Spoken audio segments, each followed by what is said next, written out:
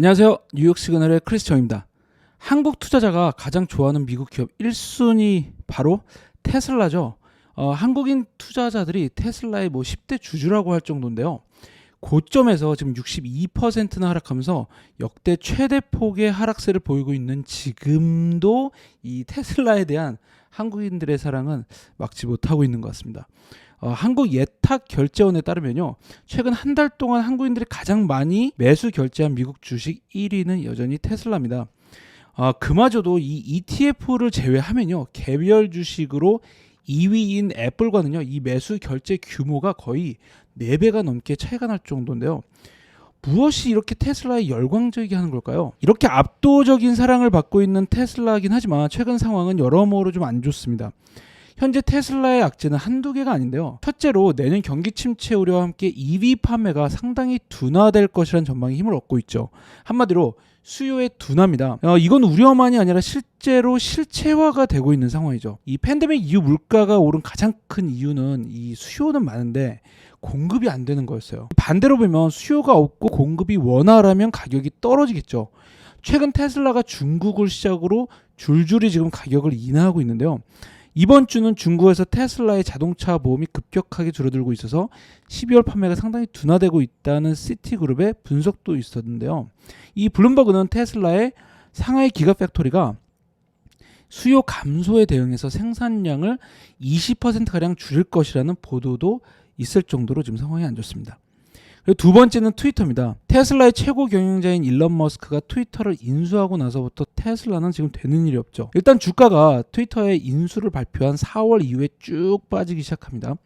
사실 그때까지만 해도 테슬라의 주가는 다른 메가캡 기업들과 비교해서도 이 애플을 제외하면 상당히 견고한 모습을 보였었는데 트위터의 인수를 발표하고 그대로 쭉 빠지게 되죠. 일론 머스크가 트위터 인수에 필요한 자금을 테슬라 주식을 통해서 마련할 것이다 라는 우려가 있었기 때문인데요.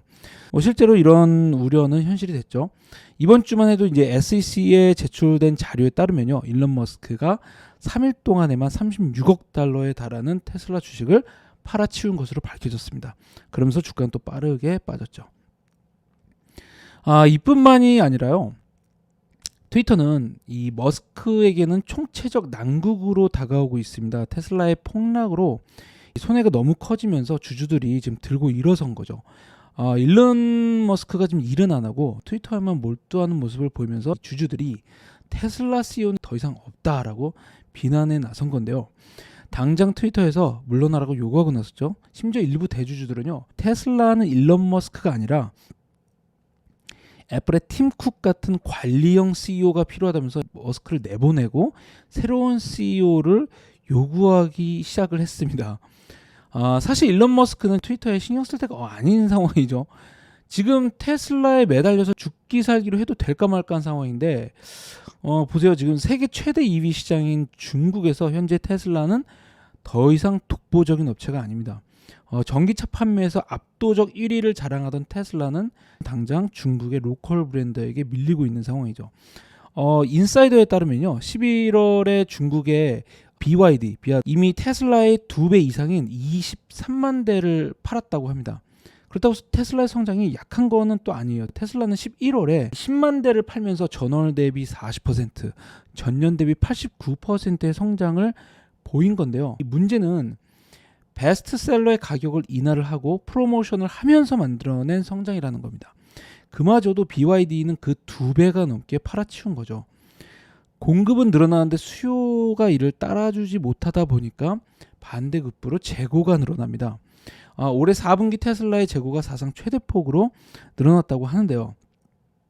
이 상황이 이렇다 보니까 중국에서 만든 차를 미국으로 역수출하는 방향도 현재 떠오르고 있는 상황이죠. 그렇다고 유럽 상황도 그렇게 좋지만은 않은 게요. 유럽은 이미 이름만 대면 알만한 레거시 제조업체들이 이제 속속 EV 시장에 진입을 하면서 경쟁이 굉장히 치열해지고 있는 상황이죠. 테슬라가 유럽의 수요를 맞추고 영향력을 확장하기 위해서 지금 독일 베를린에다가 기가팩토리를 돌리고 있긴 하지만 올해 초에는 이탈리아의 자동차 제조업체죠, 피아트의 500 이 전기차 모델이 전기차 판매 모델 1위를 차지를 했고요. 테슬라 모델 Y는 2위를 차지했다고 합니다. 그만큼 경쟁이 전반적으로 어려워지고 있는 거죠. 미국에서 테슬라의 점유율은 64%로 지배적이라고 할 수 있는데요. 문제는 그 추세가 계속 아래를 향하고 있다라는 점입니다. 실제로 2020년에는 79%였고요. 2021년에는 71%였을 만큼 압도적이었죠. 하지만 이 포드나 GM, 쉐보레 같은 전통의 강자들이 경쟁력 있는 EV를 시장에 내놓고 있기 때문에 그러면서 점유율은 계속 낮아질 것이란 전망이 힘을 얻고 있습니다. S&P 글로벌 모빌리티는요, 테슬라의 시장 점유율이 2025년에는 20%까지 떨어질 것으로 보고 있는데요. 물론 점유율 하락 자체가 지금 사실 크게 문제가 되지는 않습니다. 왜냐하면 파이 자체가 급속도로 커지고 있기 때문인데요. 파이가 커지면서 경쟁자가 유입되고 그만큼 압도적인 점유율을 유지하기는 사실상 불가능하죠. 문제는 경쟁이 워낙 뜨겁게 지금 불이 붙으면서 테슬라가 과연 그동안의 압도적 우위를 지켜낼 수 있을 것인가에 대한 의문이 계속 생겨나고 있다는 점입니다. 테슬라가 사이버 트럭을 발표만 하고 지금 시간만 질질 끌고 있는데 그런 사이 지금 포드는요 이미 픽업 트럭의 베스트셀러죠. F-150 라이닝을 올해 트럭상을 수상하게 할 만큼 주도권을 뺏기고 있다는 것이 문제입니다. 모로트렌드는 13일에 라이트닝을 올해의 트럭으로 선정을 하면서요. 기존 트럭 시장에 직접적으로 어필할 수 있다. 이런 최초의 전기 트럭이다라는 평가를 내렸습니다. 이 F-150 라이닝은 이미 지금 거리에 돌아다니고 있는데요. 포드는 11월까지 13,258대를 팔았고요. 연간 15만 대로 생산을 늘릴 계획이라고 합니다. 당장 내년에 생산 계획을 달성하면 전기 트럭이 기존 F-150 판매의 20%나 차지하게 되는 거죠. 이 GM과 테슬라도 내년부터 전기 픽업 트럭을 출시할 예정이긴 하지만 이미 포드가 시장을 선점하고 먹고 들어가는 상태라고 할 수 있겠죠. 모닝스타 역시 테슬라가 경쟁자로부터 이익을 지켜낼 수 있는 경제적 해자가 그다지 넓지 않다고 평가를 하고 있습니다. 이 경쟁력이 있는 만큼 경제적 해자가 있긴 하지만 약간 좁다는 거죠. 테슬라의 가장 큰 경쟁력은 일단 다른 기업들보다 전기차를 싼 값에 만들어낼 수 있다는 점인데요. 이건 테슬라가 시장을 기존 경쟁자들보다 훨씬 빨리 들어가 선점하면서 피땀 흘려 만든 경쟁력이라고 할 수 있겠죠. 테슬라는 2017년까지 약 10만 대를 생산할 수 있었는데 지금 2021년 기준으로 연간 약 60만 대를 생산을 하고 있습니다. 같은 기간 동안 차량 한 대당 들어간 원가가 84,000달러였는데 지금 37,000달러로 약 55%가 감소했어요. 대단한 거죠. 그만큼 이익은 늘어났습니다. 이 규제 크레딧 판매를 제외해도요. 테슬라의 마진은 23%에서 30%로 증가를 했습니다. 이건 기존의 내연기관차들이 단기간에 절대로 할 수 없는 부분이죠. 테슬라는 여기에 이 배터리셀 비용까지 향후 56%까지 추가로 절감할 계획을 세워놨기 때문에 이 원가는 더 절감될 것으로 보입니다. 기존 자동차 업체들이 테슬라와 같은 경쟁력을 지니려면 최소 몇 년간은 쇠가 빠지게 노력을 해야 됩니다. 모닝스타는 테슬라가 비용 절감 경쟁력 외에도 압도적인 서비스 부분에 무형 자산까지 합해서 최소 20년간의 경쟁력이 있다라고 봤는데요. 그 정도면요, 이 경제적 해자가 좁은 게 아니라 굉장히 넓다고 봐야 됩니다. 근데 문제는 자율주행 차량 기술이 급격히 발전하고 있는 이 EV 시장 자체가 워낙 파이가 광범해질 것으로 보이면서 불확실성이 커져서 그걸 확신할 수 없다는 거죠. 그래서 10년으로 줄였다고 합니다. 그만큼 테슬라 자체의 경쟁력은 지금 봤을 때 아주 막강합니다. 하지만 문제는 결국 경쟁과 수요의 둔화인데요. 이 생산은 증가하는데 수요가 둔화하면 재고가 늘고 재고가 느는데 가격까지 낮추면 이익이 줄어듭니다. 방법이 없죠. 지난 3분기 실적을 보면 테슬라가 매출은 예상보다 약간 약했지만 성장세 자체는 여전히 어마어마하다는 것을 알 수가 있어요. 매출은 전년 대비 47%가 증가했고 영업이익은 79%, 순이익은 무려 103%가 증가했습니다. 흠잡을 데가 없습니다. 실제로 레피니티브 역시 테슬라의 어닝스코어를 10점 만점에 9점을 부과를 했습니다. 하지만 냉정하게 봤을 때요, 워낙 높아진 테슬라 주주들의 눈높이를 봤을 때 성장 추세 자체는 올해 실망할 수도 있어요. 왜냐하면 매출은 64%에서 80, 41 그리고 55%로 줄어들었고요. 영업이익은 134%에서 146 그리고 46을 거쳐서 결국 47%로 가라앉았습니다. 이 기업이 테슬라가 아니라면 문제가 되지 않죠. 하지만 테슬라 주주들의 눈높이는 높습니다. 이미 압도적인 성장과 이익을 모두 미리 반영을 했어요. 테슬라의 주가 밸류에이션이 지금 역사적으로 가장 낮은 상황인데도 예상 수익 대비 주가 수익률이 28.9배입니다. 5년 평균인 83배와 비교하면 여전히 낮긴 하지만 S&P 500의 16배 정도 비교하면 59%나 더 높죠.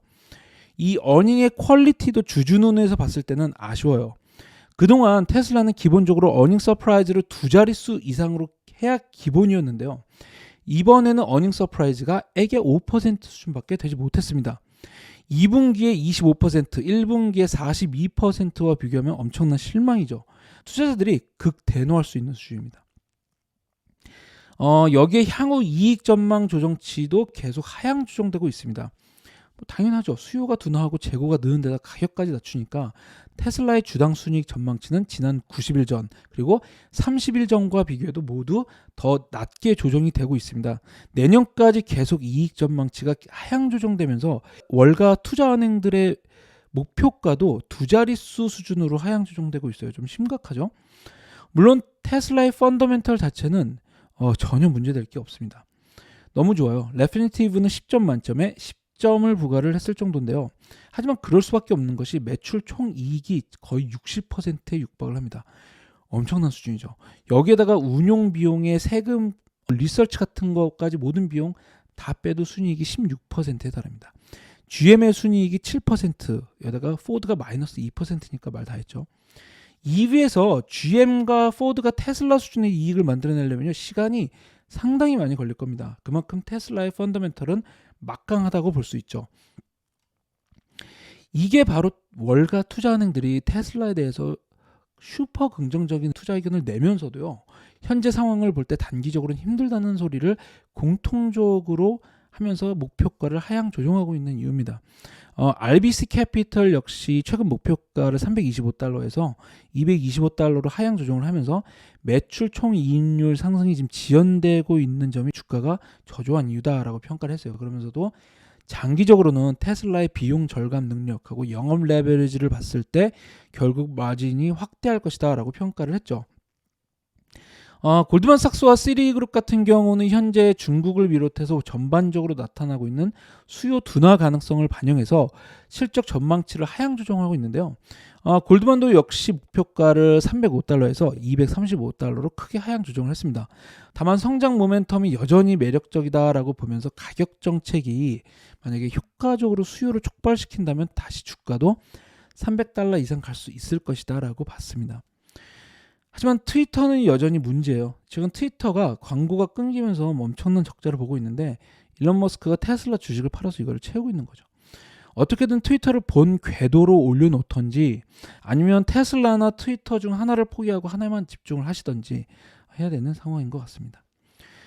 이제 모닝스타는요. 테슬라에 대한 이제 불리시한 의견으로 EV에서 AV 그리고 배터리하고 솔라 패널까지 재생에너지 산업에 파괴적 혁신을 이끄는 기업으로 향후 생산 비용을 계속 줄이면서 훨씬 더 높은 비용을 가져갈 가능성이 높다라고 봤고요.